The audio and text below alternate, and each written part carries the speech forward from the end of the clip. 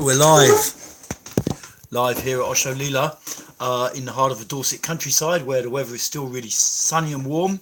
And I'm actually just about to lead a 2-week sexuality gathering with about 200 people on site, which will probably be a right madhouse, as it has most years. I've been leading this event since 2010. It used to be like 5 days, and now it's like 2 5-day blocks with a couple of days in between. So I don't know how long I'll be online for. I do at least half an hour, I think. I'm not super busy. I've got kind of lots of organisational things to do before the gathering starts, and then I run a big evening gathering with my co-hosts, Amur and Niraj, at 9 o'clock, and try and get everyone in a good vibe, for the sexuality gathering. It's a madhouse, basically. I think the last one, last summer, I slept an average of 3 hours a night for the 2 weeks. It was just like being on drugs after a while, I kind of like that. Because I used to be into drug stuff, but when you get older, I'm 57 now, you can't just cane it like you used to when you're in your 20s and 30s. But it's still nice to get that kind of slightly disorientated high from not sleeping. I was also on a massive emotional roller coaster last time because of this girlfriend I had, and we're just getting together, and she wants to go with other guys, and it was freaking me out and stuff. We're actually still together now. I don't know if it'll be a massive emotional roller coaster this time. I wait and see. Anyway, most things are going pretty good in my world, I think. I kind of learned in the group therapy stuff I did when I was younger to assess life a bit in a certain way. How's my love life going? How are my friendships going? And how is my work going? And I feel good about those things at the moment. There's always more and stuff, but I feel basically good about it. Basically good. Sometimes I feel like when I'm with a girlfriend, then I can kind of ignore the male friendships a little bit, and I have to go out there and keep the connection with the guys. I'm still planning at the minute with on a work level to get a men's group together in Bristol. It's got set back a tiny little bit on account of the centre where I was going to do it is closing down, basically, or relocating more accurately, from Wilder Street. So but a buddy of mine there, Jason, has given me some more leads, which when I get a moment I will check into and see if we can find an alternative venue, because I'm getting up for it now. Yeah, let's get the guys together and give it a try. Nice intense bioenergetic workshop once a month with some male sharing and encouraging each other to step up in a good way, because it's interesting what's really missing, I find, for men, and particularly young men these days, but all men really, is that the kind of peer pressure you get from other men in a constructive, useful way. And it's interesting, you see it, men who've been to a lot of workshops which are, with men and women in them, run by men or women, you don't get the same kind of peer pressure as when you're just in male only groups. The men, somewhere when you're just dealing with other guys, you want to feel it in them. You don't want to hear a load of nice sounding bullshit or stuff that you think is nice sounding bullshit, and so you push, and you push each other until the feelings come and the person starts to be more real, and you can feel their heart, you can feel them in their gut, and I like that aspect of men's work. So I'm hoping, as well as the bioenergetics, to bring that in when I get this project tentatively called Project Man, not to be confused with a very excellent Mankind project, which goes on all over the Western world, in Bristol. Anyway, that's an exciting project I've got coming up. I'm also going to be helping Elliot House with a one-day grounding camp he's doing in London later this year. And I'm also busy with, what else am I busy with? I've got a couple of little holidays coming up somewhere, and just to travel around a little bit. I'm not so much into travelling these days. Not like I used to be in my 30s. I was just endlessly off somewhere in winter, the British winter. Just get out for like fucking months, fuck this weather, all the grey skies and stuff, and I'd love it if I had any money to go to Southeast Asia, or not so much money to North Africa, Morocco. Anyway, if you are sitting there and you've got a question, feel free to put it out, because that's also what I'm here for. It's a Q&A session, and I don't really bite, and it's good to put questions out. I know a lot of people will tune into this stream later on in the week or something like that, and it can be useful to hear other people's questions. It can really inspire your own development. Not everyone can tune in at the time, or maybe no one else picks it up on YouTube. So if you've got a question at all that's sitting there in your mind about something, about therapy or about your life, relationship, or just some random stuff you want to put out, I don't mind. You just go for it. It's nice to have people to interact with. You know, part of why I live communally. I just enjoy, I enjoy the vibe of having friendships on tap. You know, it's different out in the world.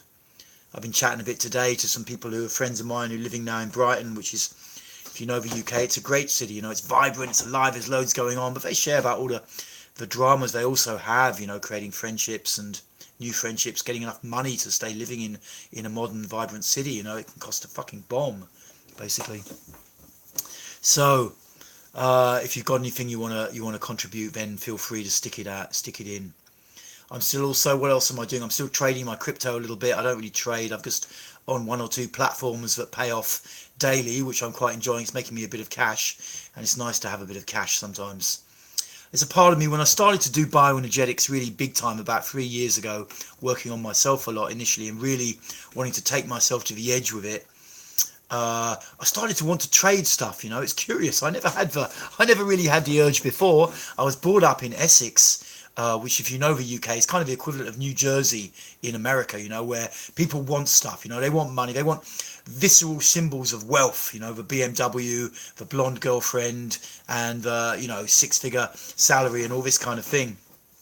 But I was never so much into that. I was a bit too much low self-esteem in those days. And whereas a lot of people I went to school with, you know, they'd go off to the City of London to work as traders and stuff like that and get in the financial system and try and earn their millions. You know, I never really got into that. I just had a regular job, and then I dropped out of society when I was about 21. But now, some 30 years later, I start to get really up for some trading, you know. It's curious. It's curious how life comes and turns around. So I've been doing a lot of that in the last 9 months, and lost a load of money and then made a load back. So I'm somewhere probably nearly 50-50 even. Yeah. And, you know, I'm enjoying putting the body work out. I run 2 workshops a week, 1-hour workshops here in the community. And I like, because I can really follow my intuition and be a bit experimental in the workshop. And it's fucking great, you know. I'm developing this whole workout thing, so it's a little bit like a 1-hour workout. You might go and do like aerobics or some, you know, semi-gym stuff, these kind of boot camp workouts you get in the gym, but it's got a lot of bioenergetic content, emotional content, basically. So not only do you get a physical workout, but you also get like the emotions released. You know, you start to come more into your body. Got a question here. Hi, are you a junkie? No, I'm not a junkie. I've got some junkies who are close relatives. Can I see you, Willie? No, sorry. You know, it's interesting when I get people, you know, asking these questions, because you get a little hit in your mind, you know. When I was young, I was very in my mind, and, you know, and then I'm often on the internet, and you're making all these kind of comments and stuff from your mind. And, you know, I noticed that, and when I started to meet people who were making comments, you know, they shut the fuck up pretty quick, you know. And it's not because I'm violent or something like that. It's like when you live in your mind, you know, it's like, you know, you live in this world and you get a little hit off bringing people up or down or asking silly questions and stuff, you know. It's okay, but like, come back in your body, Mr. Elliot. Come back in your body and feel, man. Don't just go on the internet asking retarded fucking questions. Fuck that shit. You want to have a decent life, man. Fuck that. No one who's asking retarded questions on chat groups and trolling is having a decent fucking life. They're getting a little dopamine hit of asking an exciting or different or edgy question on the internet when they're nowhere near the fucking person. And it's bollocks, you know. You're alive, man. You got a fucking body. You can do stuff. You can do stuff. You can do stuff. You can be fucking real, man. You don't have to go on the internet and start wanking on at people. You know, fuck that shit. Fuck that shit. Are you overthinking, though? Correct. Yeah. I mean, I always do think quite a lot. I do think quite a lot. You know.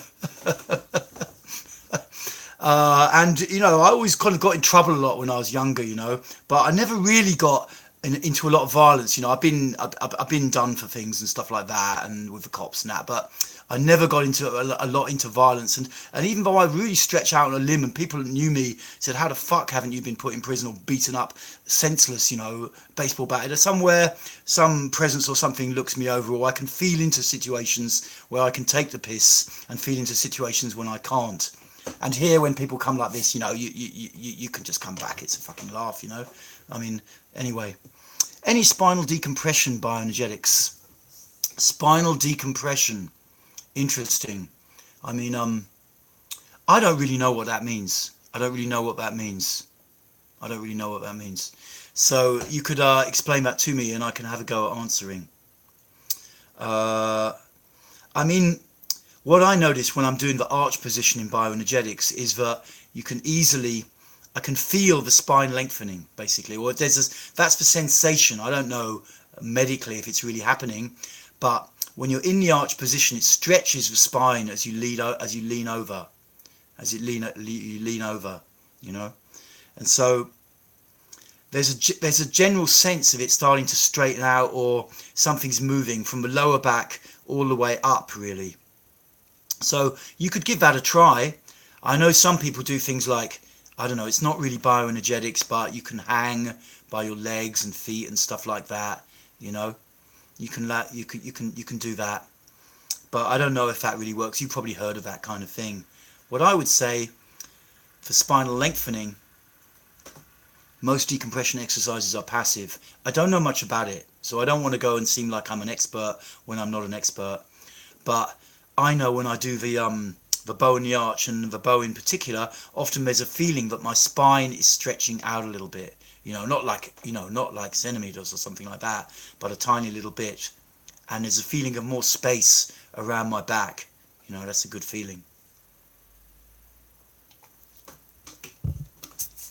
Maybe that's helpful. I think it's, you know, there's so much in bioenergetics that you can get, you know. It just opens your body up, you know, it just opens your body up. There's so much you can get, you know. And over time, it keeps your energy very, very young, you know, like you're naturally vibrant and vibrating from the base, you know. And I just see so many people, and they look fucking shagged out by the time they're like 45. And they might have a whole ton of excuses for it, or not even aware of it, just blasting themselves with substances. But I tell you, you have a fucking choice. Each moment, you know, you have a fucking choice. You have a choice all the time. Each moment you have a choice. And this bioenergetics is like, it's got so deep into my body at times, and I'm still just feel like I'm in some way starting on a journey with it of what is possible to do with a human body, you know, this opening of the body slowly. You know, and there's not much of it going on. There's not many people really into it, you know, and it's been categorized as therapy, but I think it goes deeper than most therapy eventually, you know. You're really opening somewhere the astral body or the deeper emotional body or whatever, you know, discipline, spiritual discipline you listen to, you're opening it right up, you know, and it's quite an incredible thing. It's quite an incredible thing. I was around the Osho scene for a long time, and it's mostly about, you know, opening the heart, which is very good work to do. But I also notice that people do a lot of heart-centered work, often underneath they're blocked as fuck, you know. And this kind of bioenergetics, somewhere it just picks your whole energy up, You should read at the spirit level. I don't know what that is, but I do read books occasionally, not very often. I'm not really the books I read are kind of novels. I'm reading Henry Miller novels a bit at the minute. Usually goes through large phases of shagging and then kind of insights into life. Quite good, actually. We're back. Trump is the true American hero, icon, legend. I quite like Donald Trump personally, you know. I think what I like, I always have discussions here, and people complain about Donald Trump a lot where I live, you know. There's a lot of liberals around and stuff, but he rattles the cage. He rattles people's cages. I don't know much about politics, but he rattles people's cages, and I think that's good in the kind of society we live in. People need to be shaken up a bit. I think it's good for them. That's my feeling. It explains how drug use and other corrosive things are linked to inequality. You see, if you've been in rehab at all, or you've worked in the drug scene at all, they ain't going to let you get away with that. They ain't going to let you get away with it. you know. So, this is the difficult thing. As soon as you put responsibility outside of your own sphere of influence, you're fucked. It doesn't matter how much evidence there is. Go in rehab, man. Go in rehab. If you've got a drug issue, go in rehab and start to tell the people in the rehab centre when you're in a sitting down session that basically, it's all because of inequality. They fucking shout at you, man. They fucking shout at you. I'm not going to dress it up for you. They won't let you get away with that stuff. Now, on an objective level, you might be able to make statistical evidence to show that it's true. But on a personal level, if you want to overcome something, you cannot do it with that approach. It will not work. It will not work. You can't do it. Because all you're doing, if you are a junkie and you've got, issues with drugs that you're trying to overcome, if you can blame the outside, you're fucked. Chances of you going back to drug use are way up. If you can take total responsibility for what's happening in your life, then you can step up. So that's why in the therapeutic journey, we just don't really allow people to blame, basically. I mean, not to be total rigid from it, because blaming is a drug as well. Blaming is a drug, basically. On a neurochemical level, I'm sure it could be proven. And the fact is, it's like, you can't just stop people totally from blaming. If they've been blaming things, I do sessions with depressives. Often the first 15 minutes is like a long saga of all the bad shit that's happened to them in their life, from their mum and their dad, and okay, contextualizing whatever. But basically what I'm saying is, as soon as you say that the influence, it's not to blame yourself, it's also another negative spiral to go down, but to say that I have a choice to change and it's up to me. It's up to me. It's got fuck all to do with the outside. If you take drugs, it's because you have picked up drugs and put them inside your body. You have done that act. Now, you've chosen to do that. Simple as that. You've chosen to do it. So on a personal level, subjective level, you have to choose to stop doing it. Now, if you believe it's the fault of your upbringing and childhood, the chances of you stopping are reduced, basically. So that's not a useful belief system. Even though objectively, from the mind up here, the neocortex, it might be true, from the midbrain, it's fucking useless belief system. So you have to chuck it out, basically. And if you're somewhere who's not really, you're not been a junkie, you're not been on the street and fucked up and now you're in rehab, then basically, you can make whatever, statements you like, or you can make statistical things about drug addiction and society and stuff like that. Yeah, objective fact. It's an objective fact. But you see, belief systems are deeper than objective facts. That's the problem. That's the problem. Anyone can have objective facts, but the problem with objective facts is they rely on thinking. And I mean, it's a complex philosophical blah blah, and I'm not wanting to really go in that direction. But when you really get down to the guts of stuff, because that's where I'm working, with the guts of stuff, when you really get down in there, objective facts ain't really going to help you very much. Gut level emotions. Virtually, what you'll find is that, 95%, I'd say, of belief systems exist to create mental rigidity, to hold down pain. To hold down pain. People don't want to feel, And so we evacuate our body, we go into our mind, we occupy the thinking mind, and we think and think and think. We have all these belief systems about things. If you could stick it under some kind of 22nd century oscilloscope, you would see a mind that is utterly rigid. It's utterly rigid. And the only motivation of that is to keep certain primal wounded feelings at bay. That's all it's there for. That's all it's there for. It's not for any other thing. It's not for any other thing. So belief systems, in that sense, are of no use. If all you're doing with your belief systems is blocking out, pain. People get into politics, or they get into stuff. I've been into all this kind of stuff. You have whole belief systems about how the world operates and stuff like that. That their only real function is to keep the mind hard enough so that you don't have to feel. So you don't have to feel. And I think if our society progresses enough, this will be realised and accepted. It's not particularly realised and accepted at the moment. Gibberer, hey man, how are you doing? I'm pretty good. I'm just about to start leading a large festival for 2 weeks, which I'm kind of looking forward to, even though it might be a mad emotional roller coaster journey for me and for other people. I do enjoy it, and I'm kind of looking forward to it. Yeah, man. Even within countries more equal, counties, states have less drug. Yeah, sure. And you can track it to all sorts of things. But when you actually want to treat drug addiction on a personal level, because it's if you look at it as a personal phenomenon, like individuals taking drugs and, negative stuff that happens to them because they're taking a drug, whether it's causing crimes to get drugs or whether it's just, the self-harm that the drug is creating them, and you want to change that, you can't easily change it by these kind of things. It's interesting.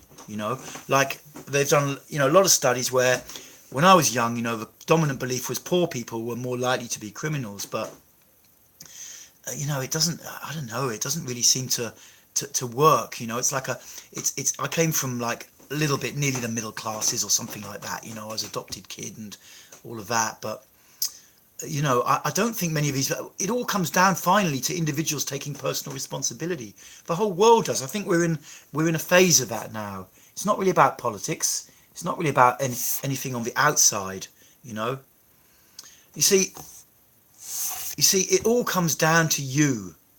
As I see it, my vague belief system, the world goes through phases. And at the minute, it's not in a political phase. Trump is very good at demonstrating this. No one really gives a fuck about politics anymore. Socialism or capitalism or whatever. Somewhere it's not the dominant thing anymore. It's lost its zeitgeist or whatever you call it. And the thing is really these days the individual. It's the individual. The guy, a famous YouTube commentator called Jordan Peterson from Canada, has been saying this. And I heard him and I thought, he's fucking right. He's fucking right. It's nothing to do with the outside. It's about you. And that's the journey where most people don't look. That's where most people don't want to look. We all want to look outside, but they don't look inside. Been putting your advice on procrastination into action. I was asking you about it on live chat a few weeks ago. Got loads of shit done. That is fucking cool, man. A few people have been writing to me recently that the bioenergetics or bits of advice here and there is really helping, and that's nice to hear. Another guy wrote to me today and said, I got that job, and like, wow, it's fucking great. Yeah, I used AHOS to get clean. It showed me inwards. This is it, It's like, for a lot of my life, I didn't want to admit that I was fucked up, basically. I didn't want to admit it, I wanted to just carry on the great pretense. I'm okay, putting the I'm okay mask out into the world. And when at some point I could see I was such a fucking liar, and then I could start to change and and start to, unravel. And I didn't do it till I was in my late 30s. I was a very late starter, but I was happy I could do it, and I'm happy about it now, I had like a second chance somewhere. Sometimes I get, I'm not going to talk about that. Because it refers to someone and who I'm talking about, but and what it is, the heavy traumas and shit that we go through, it's like, it's also got a redemptive factor in it, because to get straight again, often we have to go deep inside our shit, so I always maintain, the deepest people that you can meet are the ones that have really been through the fucking ringer, and they haven't accepted shit, they haven't accepted shit. They've got off their ass and they started to change it. They got off their ass and they did something about it, and I think it's bloody great, life. It's great. It's a fucking great teacher. And like I say, this guy talking about political belief systems. Everyone's welcome to their beliefs. I think the age of politics is over. I was reading some kind of left-thinking woman just in a men's magazine, GQ, the other day or last week, and she was saying Trump is just a blip. Soon we're going to get back, the liberals will be back in total control, and we're going to get the whole world sorted out and made fair. And I thought, I don't think it's going to happen. I think Trump will get a second term, and I think after that they'll have another person from the same background, and I think progressively you'll see less and less people interested in governments and politics.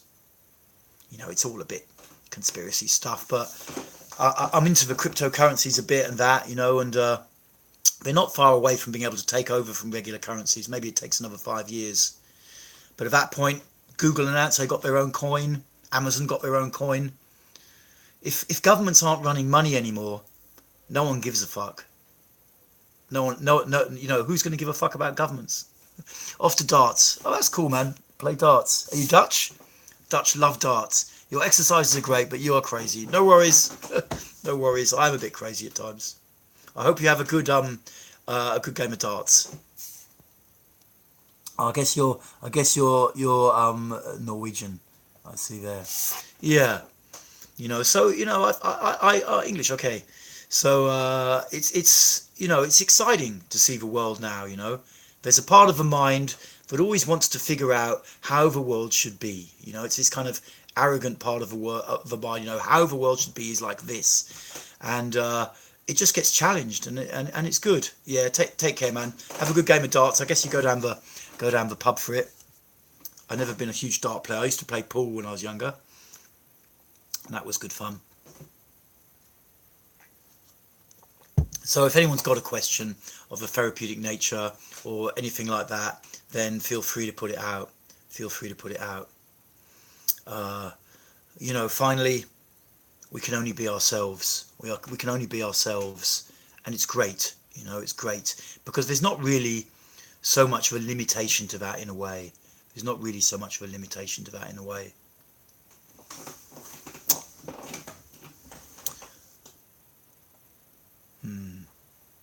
Yeah. If you got something, you just want to stick in the pot, stick it in the pot. It's okay. It's okay. Together somewhere, we can all step up a lot. I think the next year or so, if I get this men's group together, I'm going to look to see how can we take it a little bit to the edge and really stretch up. I get the feeling to do that, I get the feeling to do that. More in the group room these days, I'm more confident with the feeling in my body when to take people right to the edge, and that's the natural point at which we transform without having to think about it, the developmental age. I learned that in bioenergetics, that if you could stay right on the edge of your comfort zone, then change happens. It's like you're in the God zone or whatever, without making too big a thing about it. You're in this kind of God zone or whatever. You're right on the edge of your comfort zone. And the longer you can stay there, the more kind of deep, powerful change happens without your mind trying to negotiate or regulate it all. And I think that's really powerful. Question about guilt. I noticed recently I feel guilty about really stupid, inconsequential things. Like I didn't go out with my mates on Saturday night. I felt guilty on Sunday. Yeah. I mean, with any emotion, when you see it coming up at an inappropriate level or in inappropriate situations, or, a big emotion is being triggered by a relatively small trigger, it's a sign that something's trying to move from the unconscious, And then, in the same way as people with a lot of repressed anger, when it starts to come near the surface, the mind, the limbic mind, the midbrain, just looks for situations to get really fucking angry.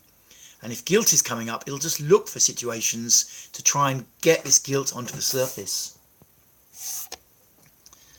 I feel guilty about quitting my current job, which I hate. Yeah. Well, if the feeling's there, the feeling's there. Acceptance is the first part, If the feeling's there, the feeling's there. And, the first thing I always say is just initially to breathe and feel it in the body. The feeling's there, the feeling's there. And it's a sign, if the guilt is like kind of a bit irrational, that probably there's a deeper charge inside the body that's trying to come up, and it's being projected onto situations. It's being projected onto situations, So, repressed anger coming up, that often comes in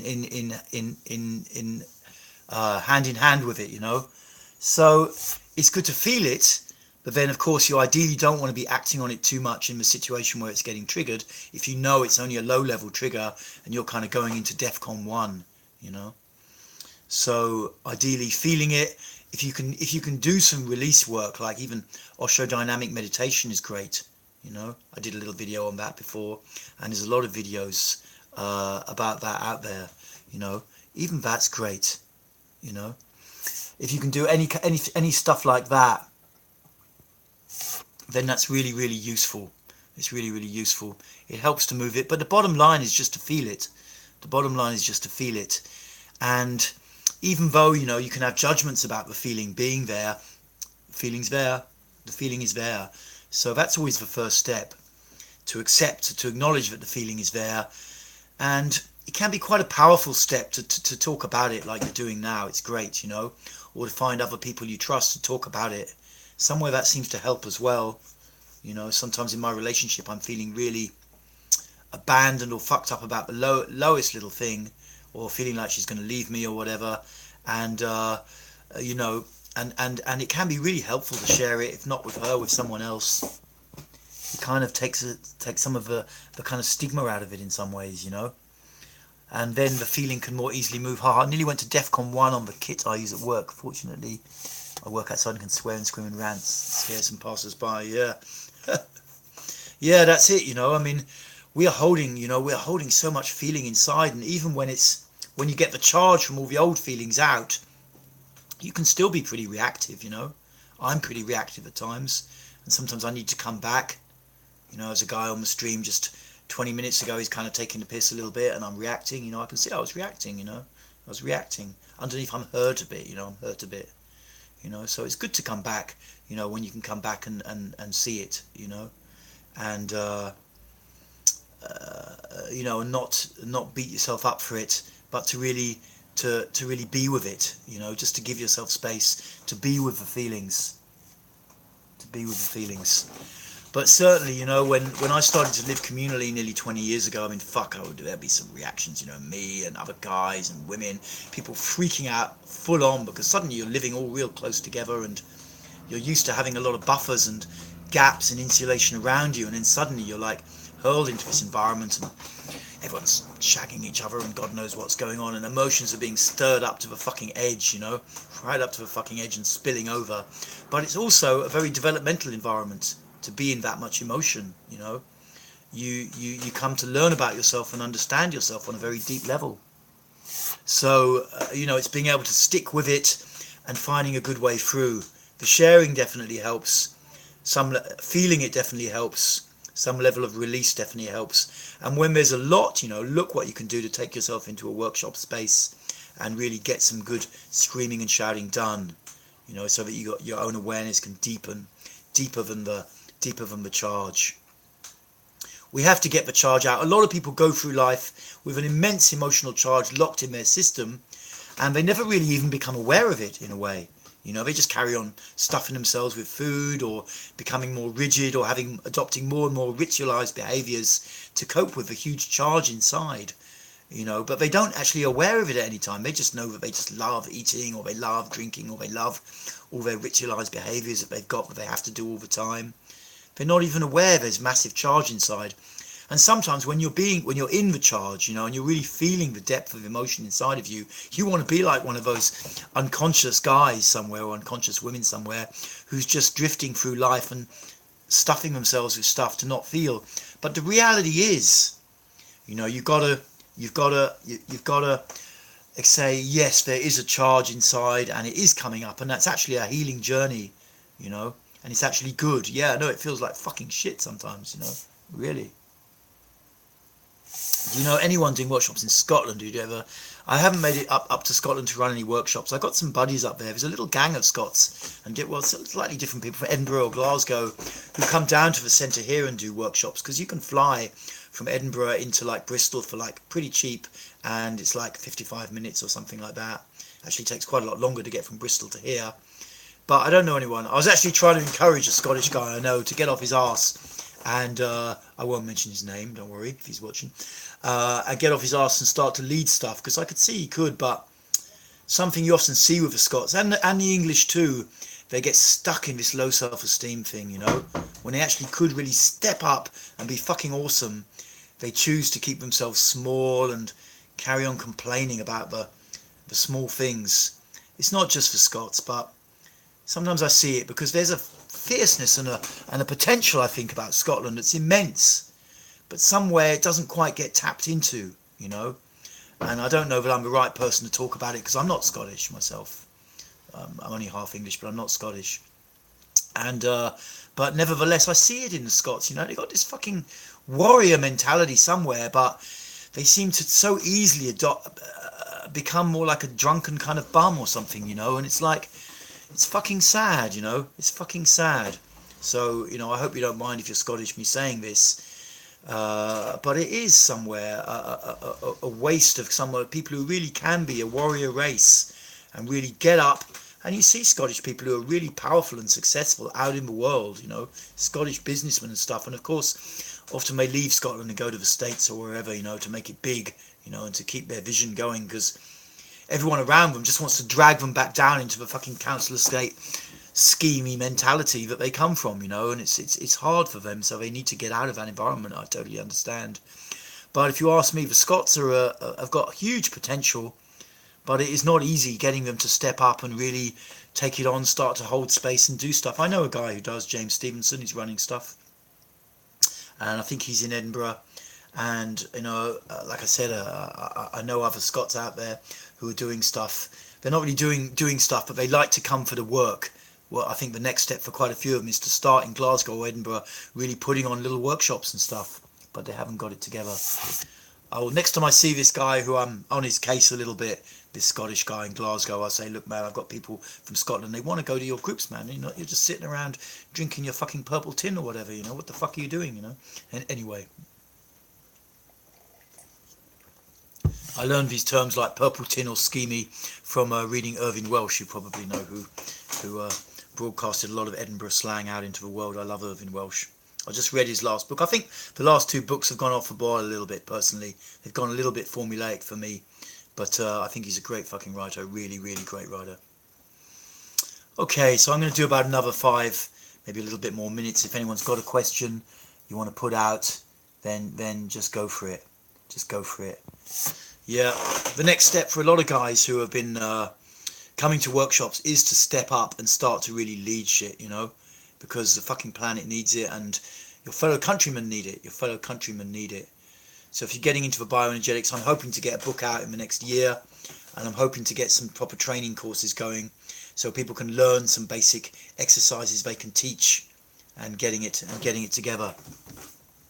Yeah, you know, if you hear if there's a little few people in Glasgow up for getting it together, then just let me know and I'll come up there and run a workshop, you know. I want to help people to step up, you know. I look at the younger generation. I think, you know, there's guys there, they can really do it.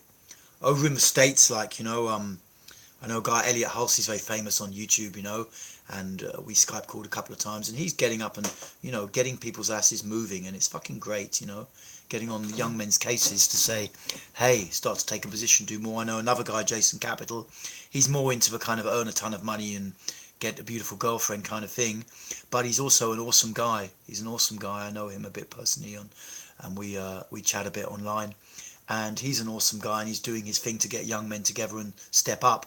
And I'd like to see more of it going on in the UK, so I want to start in Bristol and then just look what we can get together. I think the Mankind Project do a good job of picking up, you know, the need for young men to get into a tribal mentality and get stronger and clearer inside themselves, not just be turning into wage slaves and junkies and people who sit online writing bitchy comments all the time, but really stepping up, being proud of themselves, and really, you know, developing their manhood, their masculinity. Because it seems like often in the media, you know, it's just a dirty word. You've got the women's movement here and there, nothing wrong with that. But I mean, fuck, who's doing anything for the guys? So many men to say to me, you know, I don't know what the fuck to do anymore, you know. Am I allowed to chat up women? I want to be a sexual predator. I'm 22. I'm not allowed to anymore. What the fuck? You know, it's like, you know, there's a lot of confusion for young guys about what's okay, what's not okay. And this sense that whole aspects of masculinity are being demonized, and it's not achieving very much. It's really not achieving very much, if you ask me, this demonizing bullshit, you know. A lot of people not feeling their wounds and trying to change the world, you know, trying to change the world rather than feel what's really going on inside. Anyway, if anyone's got a question or a comment or a little bit you want to put in, then you go for it, you know. Yeah, man. Wouldn't it be so awesome if the Scots really stood up and did it? Started to call their own bullshit, you know. Started to drag their compatriots out of the pub after 1 or 2 drinks and say, hey guys, let's get together and do some bioenergetics and let's get a strong plan together to be awesome in life. Not just keep caning it and getting wasted all the fucking time, you know. Do that every now and again, but not all the fucking time. It's a terrible fucking drug, alcohol, at times. I mean, I had some great times on alcohol when in my 20s and 30s, but I mean, it's a fucking, I don't know. I can't hardly drink these days. I stopped for about a year, and now I start with a little bit socially and stuff. But I mean, and I enjoy it still because I still sometimes feel like I want to drink. You know, my brain still totally goes there. It's how it is when you've been heavily into something for a while.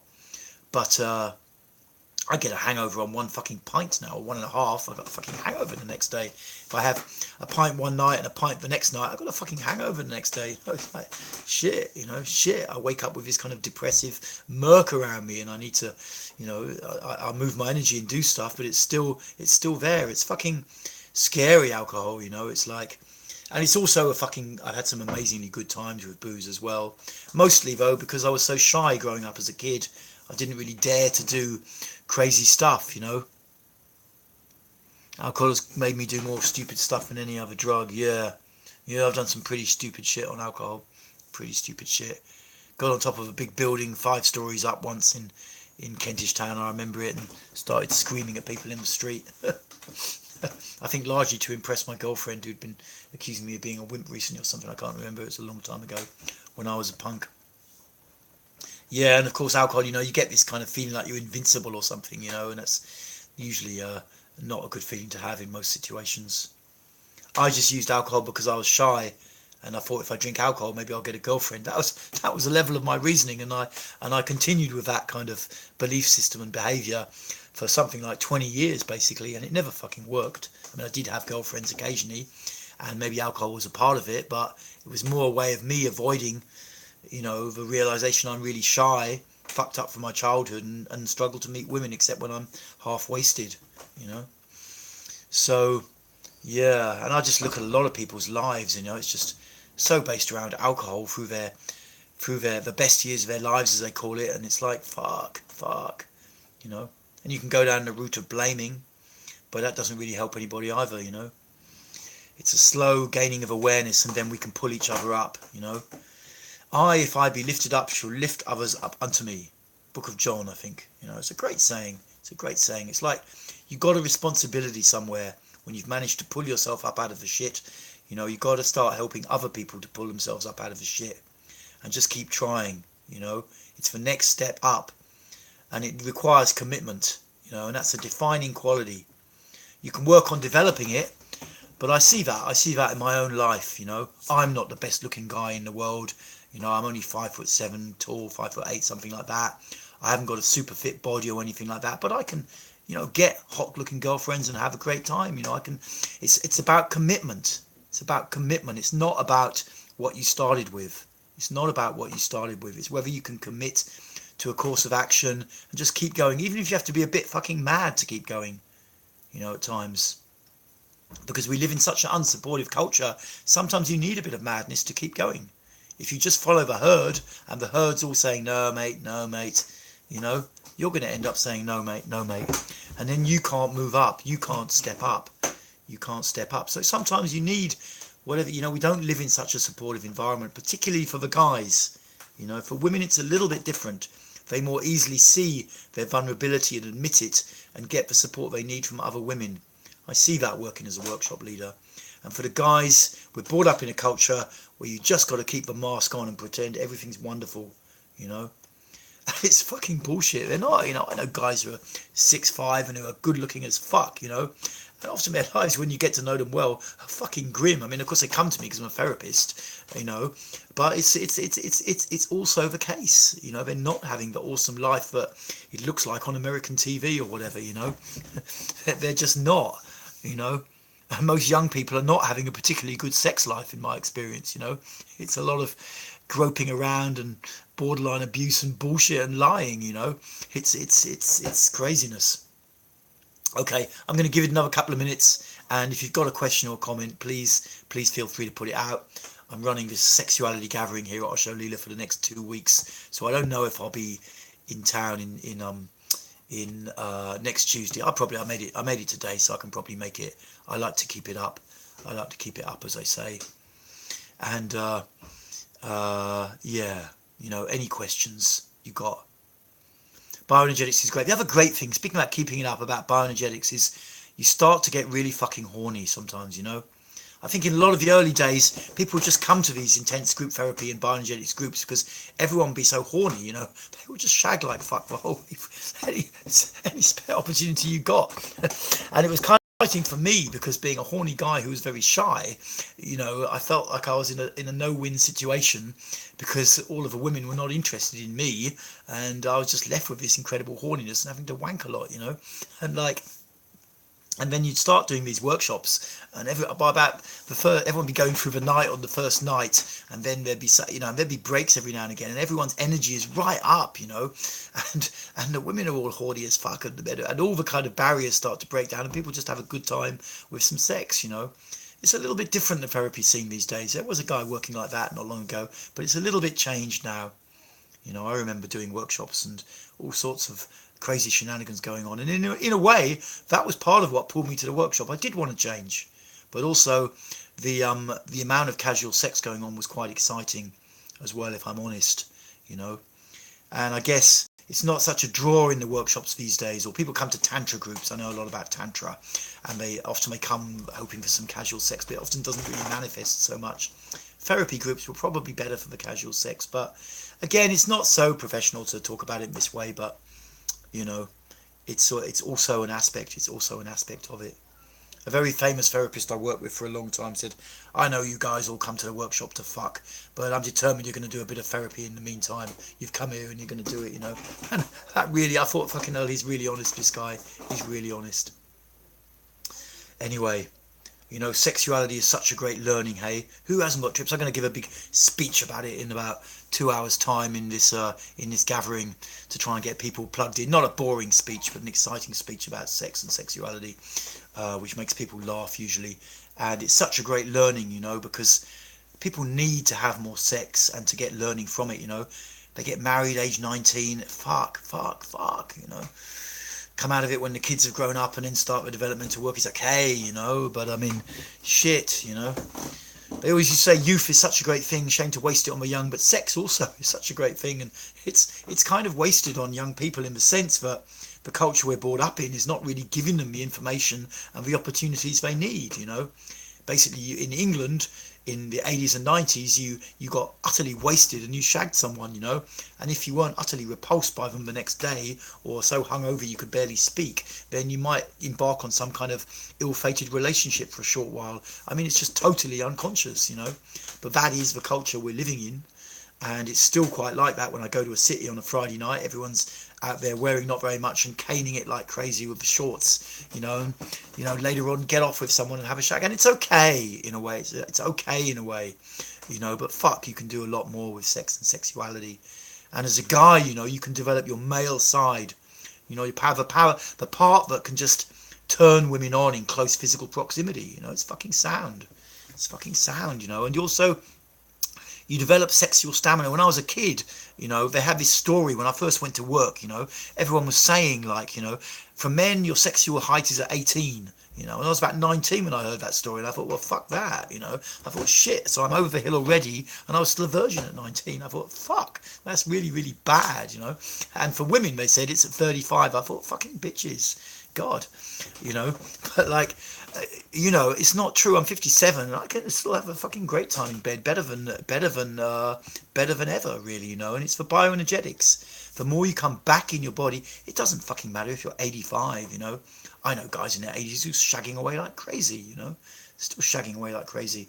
But if you buy the story that your sexual heat peak at 18 and it's downhill from there, then of course, you're buying a belief system that probably ain't much use. Danny likes, hey Danny, hey Devaraj, how you doing? Yeah, I'm doing good. I'm about to start co-hosting a big sexuality gathering for a couple of weeks, and I'm going to log off in a minute. But if anyone's got a last question, then just go for it, and we'll see what happens. I'm looking forward to, a couple of weeks of madness. It's a bit like being in a drug state after a few days. It's just my role to try and keep people on the ground, which ain't easy sometimes with people, which ain't easy. But we have a few little tricks up our sleeve to try and keep them on the ground in this highly charged, sexualized energy with about 200 people who are massively interested in sex, all gathering into one arena for 10 days, 10, 12 days, or actually 2 5-day blocks. I feel I have tension in the back of my head and hips. With tension often, often what I find in workshops, people are putting their hands up and saying, no, I felt relaxed before, now I'm really feeling tense. And when you investigate a little more, what's actually happened is that they've become aware of attention. It was there previously, but they've become aware of it. So that can be something to think on, and it can be good to feel it. I still have a lot of tension around here quite often, and it's good for me to feel it and to keep breathing and feeling inside my body. Anyway, so I'm going to have to drop it now, I think, because I've got a couple of things to do before dinner in a quarter of an hour. And good luck to you all. Good luck to you all, and I hope you have a great week. And if you just keep doing bioenergetics, just keep fucking doing it. You know, don't buy too much bullshit from your own mind. If you can do it, and stay on the upward developmental track, and then get around to teaching people. Okay, we're gonna wake this planet up, wake the other guys up, and really get our shit together and move forwards bit by bit. Okay, bye for now.